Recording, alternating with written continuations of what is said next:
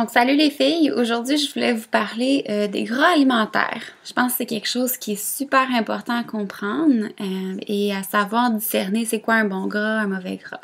Là, c'est sûr que la majorité des gens, on sait c'est quoi un bon gras versus un mauvais gras, comme, disons, chocolat versus huile d'olive. Ça, c'est quand même assez évident.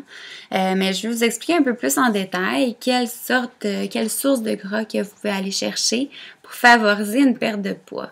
Là, il y a beaucoup de personnes qui disent « Ah, mais si je mange du gras, je vais en prendre plus, etc. » Non, pas vraiment. Fait qu'il faut vraiment comprendre, oui, les gras sont plus denses en calories. Donc, pour 1 gramme de gras, vous avez 9 calories versus 1 gramme de glucose ou 1 gramme de protéines. Ça l'équivaut à environ 4 calories. Donc, vous avez plus que le double de calories par la même quantité.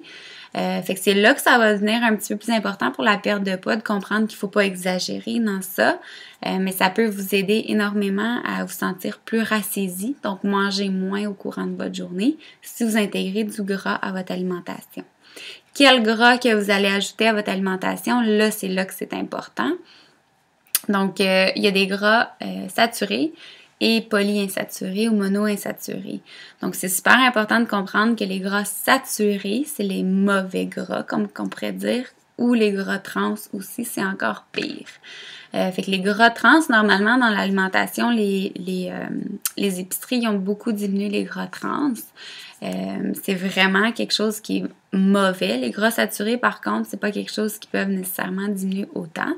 Les gras saturés, c'est tout ce qui est, dans le fond, solide à la température ambiante. Fait il y a le beurre, il y a le gras dans la viande que vous pouvez avoir. Donc, c'est vraiment, visuellement, c'est solide.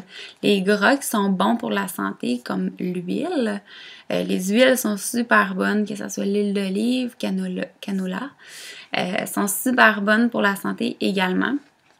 Il y a d'autres gras que moi j'ai retrouvés, dont l'avocat. L'avocat et le hummus, que moi j'aime beaucoup, j'ajoute à mon alimentation, c'est des super bons gras. Les gras dans le poisson, les gras dans les noix sont super bons également. Donc, essayez d'aller chercher un mélange de gras. Vous ne voulez pas toujours avoir la même source, mais c'est sûr que au niveau de diminuer la densité des calories, c'est super important. Fait que le poisson, par exemple, on a le saumon versus un tilapia. Vous allez avoir du bon gras dans le tilapia, mais dans le saumon aussi. Sauf que le saumon est très calorique. Fait qu'il y en a beaucoup qui vont dire « Hey, j'ai mangé un bon steak de saumon, c'est excellent. » Les calories sont beaucoup plus élevées dans le saumon que par exemple le tilapia. Fait qu'il faut juste faire attention à ça. Mais c'est super important que vous intégriez des amandes, des noix de Grenoble. C'est très, très dense pour la quantité. Dites qu'un amande, c'est environ 7 calories. Là. J'ai fait une belle petite recherche. En fait, je savais déjà parce que je l'inclus dans mon plan alimentaire. Mais une amande, c'est 7 calories. Fait que ça prend pas grand-chose. 10 amandes, vous avez votre 70 calories déjà. Puis 10 amandes, c'est pas beaucoup. Là. Il y en a beaucoup qui vont se prendre des poignées, puis non seulement sont salées, ils ont tout le sucre ou quoi que ce soit par-dessus. Le chocolat, c'est encore meilleur. Là. Mais le chocolat, ça va apporter votre gras saturé que vous ne voulez vraiment pas. Donc, les amandes, c'est un bel ajout à vos repas. Ce qui est super important, c'est que vous pouvez dire, OK, mais dans mon griot, je vais ajouter un peu de noix de Grenoble. Je me sens beaucoup plus rassaisie, fait que j'ai une tendance à manger beaucoup moins au courant de ma journée si j'ajoute des gras à mon alimentation. Ce que je vous suggère, c'est vraiment de calculer. Il y en a beaucoup qui vont me regarder et vont dire, OK, t'as vraiment pas beaucoup d'amandes, toi, là. J'ai dit, non, j'en ai 8. Elle dit, tu sais, 8.